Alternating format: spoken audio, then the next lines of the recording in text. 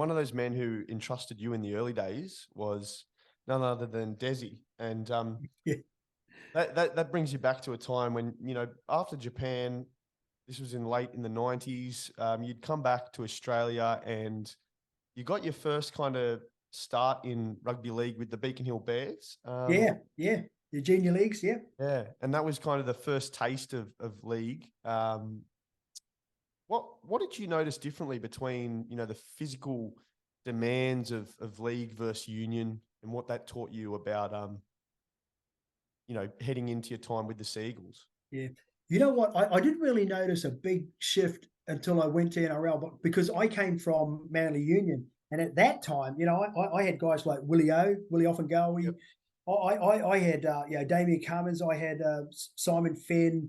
I had guys who were playing at New South Wales level. They were good athletes. They were strong and powerful, Yep. The difference was when I went to league, and I went to the A grade, they were just a different kind of beast in terms of acceleration, speed, demand, body weight, a lot more collisions.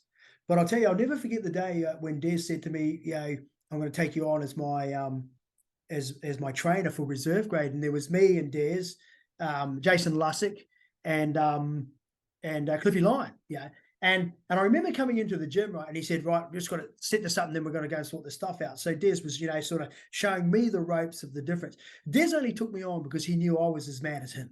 I just wanted to hurt people. I just wanted to, And the best advice that he ever gave to me, because I just wanted to take over, I said, mate, just give them to me. Give them to me, mate. I'll fucking bend them. Just give them to me. Donny. Oh, mate, Donny, yeah. And hey, these guys would have eaten me. This was your Hoppers and like there were Yep. Nick Kusefs and that. They were all like, man. Anyway, he stops me and he goes, listen, you're going to work with me for a year. He goes, because they're different animals. They're not soldiers. They're different animals. We're going to work together for a year. He goes, and then we'll see where we go from there. And we did that. But anyway, we did the session, right? And he said to me, right, and he lines everyone up.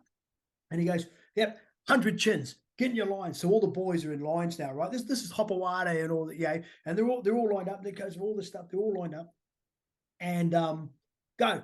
And then he says to me, oh, I want to show you this thing. And we walk away, right? And we're walking away and we're doing this. We're looking at, and then I'd get up and say, oh, I'm going to go and have a look. And he looks at me and he goes, look at what? I said, well, I want to go around there and make sure they do those chins, And he goes, don't worry about them, mate. And I said, no. So I walk back around there, and this guy's doubled over in that, but there's a guy, he's bang, drops down. Next one steps up, boom. And to me, not that my rugby union athletes didn't do this, but it was a real eye-opener to me that we just left these guys alone. And the program was there, and they were just guys were just bent over. They'd had enough, but they had like 30 to go. And the other boys were like, get them done. Come on, get them done. And man, I was at home. Man, when I felt that, it was like, gee, Donny Singe, you're in the right place. That was the closest I felt coming back to the military. Not that I wanted to go back there, but it was close, man. And I'll never forget that. And that was me, man. I was hooked from that day. And that particular athlete, like I say, I stress again, different game, different demands.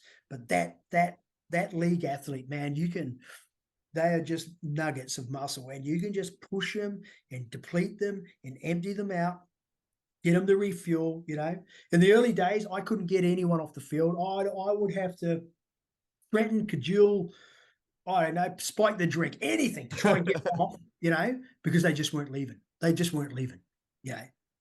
And now obviously the rules are good because someone else helps you with that. But even then, they just that was my introduction. That one, I'll never forget that session. It sticks with me all the time.